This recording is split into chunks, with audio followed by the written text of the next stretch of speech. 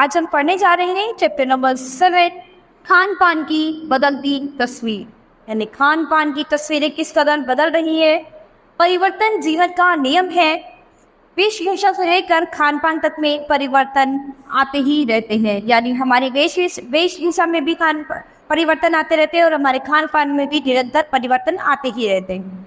ये परिवर्तन क्यों और कैसे आते हैं, इनके क्या लाभ और क्या सीमाएं हैं, इस विषय पर लेखक अपना मत प्रकट करता है। तो ये परिवर्तन क्यों और किस लिए आते हैं और इनका क्या लाभ है, इनका क्या उद्देश्य है, ये सब लेखक इस पाठ में आपको बताना चाहते हैं। पिछले 10-15 वर्षों में हमारे खान पान की संस्कृति में एक बहुत बड़ा बदलाव आया है। इडली डोसा, बड़ा सांभर, रस्म अब केवल दक्षिण भारत तक सीमित नहीं है, ये उत्तर भारत के भी हर शहर में उपलब्ध है। और अब तो उत्तर भारत की ढाबा संस्कृति लगभग पूरे देश में फैल चुकी है।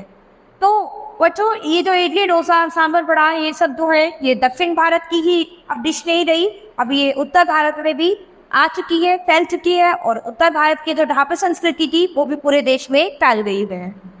अब आप कहीं भी हो, उत्तर भारतीय रोटी दाल साग आपको मिल ही जाएंगे। फास्ट फूड का चलन भी बड़े शहरों में हो पड़ रहा है। यानी अब आप कहीं पर भी हो, आप सब तरह का खाना, आपको दाल रोटी साग इस तरह की चीजें भी कहीं पर भी मिल जाएंगी। और फास्ट फूड का चलन तो बहुत जोरों से चल रहा है। इस फास्ट फूड में बर्गर, नूडल्स जैसी कई चीजें शामिल है।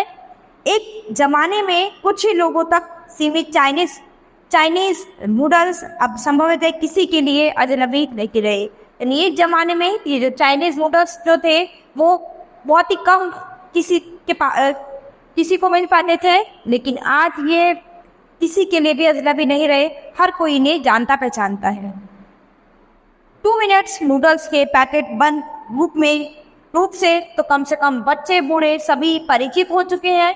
इसी तरह नमकीन के कई स्थानीय प्रकार अभी तक भले मौजूद हो, लेकिन आलू चिप्स के कई विज्ञापित रूप तेजी से घर घर में अपनी जगह बनाते जा रहे हैं। यानी 2 मिनट्स नूडल्स के जो पैकेट्स हैं उनका रूप तो जो है बच्चे बूढ़े सभी उसको अच्छी तरह से पहचानते हैं। और नमकीन के भी बहुत तरह के रूप बदलते जा रहे हैं। आलू चिप्स के इतने विज्ञापित रूप आ गए हैं, आलू चिप्स की इतनी वैरायटीज आ गई हैं कि हर घर में अपनी अलग अलग पहचान बना रखी है सभी चिप्स ने।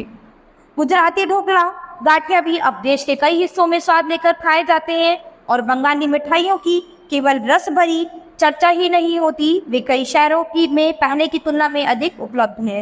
यानी अब गुजराती डिश यानी ढोकला, गाठिया और बंगाली स्वीट्स भी जो है वो बहुत प्रचलन में जगह जगह पर मिलती जा रही है। यानी स्थानीय व्यंजनों के साथ ही अब अन्य प्रदेशों के व्यंजन पकवान भी प्राय हर क्षेत्र में मिलते हैं। और मध्यम वर्गीय जीवन में भोजन विविधता अपनी जगह बना चुकी है।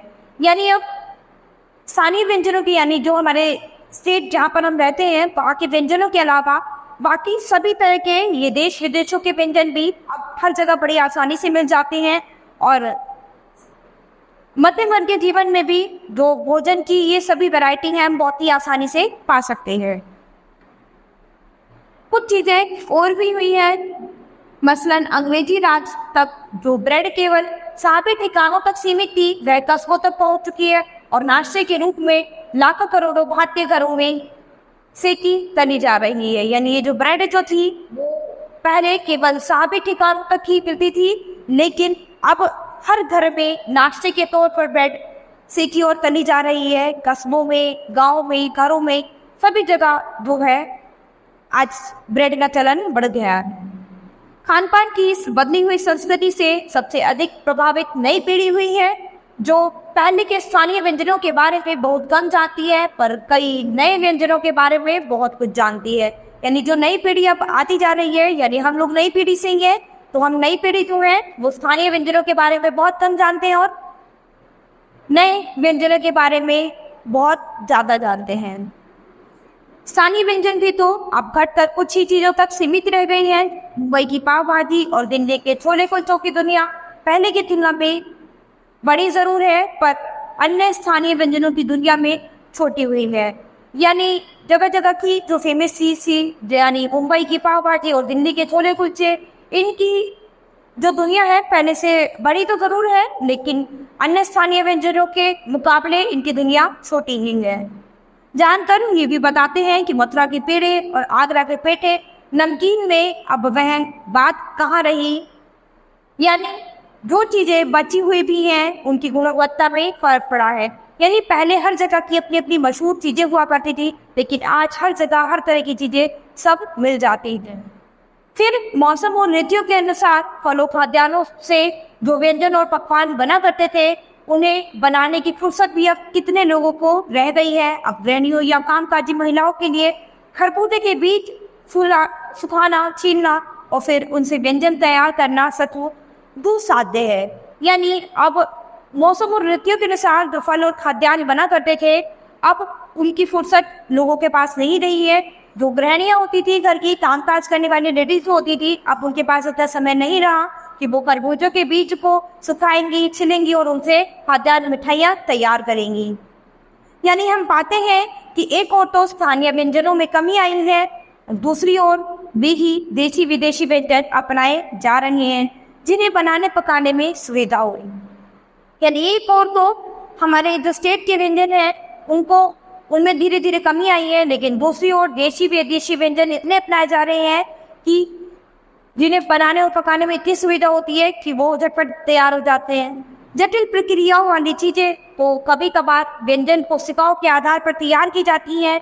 अब शहरी जीवन में जो भागम भाग है उसे देखते हुए यह स्थिति बहुत स्वाभाविक सी लगती है।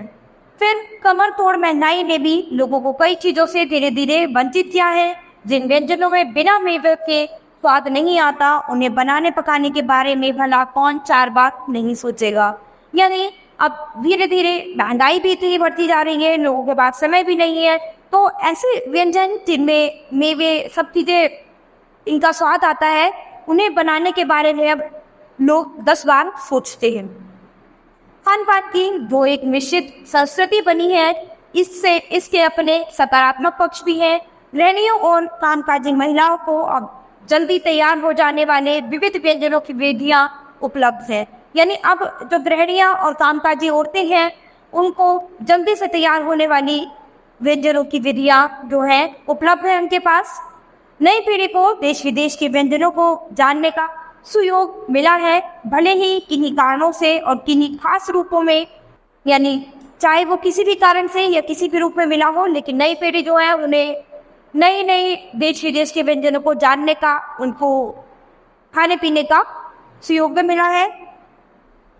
आज के आज़ादी के बाद उद्योग धंधों, नौकरियां, तबादलों को जो एक नया विस्तार हुआ है, उसके कारण भी खान पान की चीजें किसी एक प्रदेश से दूसरे प्रदेश तक पहुंची हैं। बड़े शहरों के मध्यम वर्गीय स्कूलों में जब दोपहर के टिफिन के वक्त बच्चों के टिफिन डिब्बे खुलते हैं, तो उनसे विभिन्न प्रदेशों के व्यंजन की खुशबू उठती है। यानी जब बच्चे स्कूलों में टिफिन ले जाते हैं और दोपहर के समय जब उनके टिफिन बॉक्स खुलते हैं, तो उनमें देश विदेशों के व्यंजनों की खुशबू आती है। हम खान पान से भी एक दूसरे को जानते हैं। इस दृष्टि से देखें तो खान पान की नई संस्कृति में हमें राष्ट्रीय एकता के लिए नए बीज भी मिल सकते हैं। बीज भली भांति तभी अंकुरित होंगे जब हम खान पान से जुड़ी हुई दूसरी चीज़ों की ओर भी ध्यान देंगे। मसलन हम उस बोले, हमारी भाषा भूषा आदि को भी किसी न किसी रूप में ज़्यादा जानेंगे जो किसी खान पान विशेष से जुड़ी हुई है।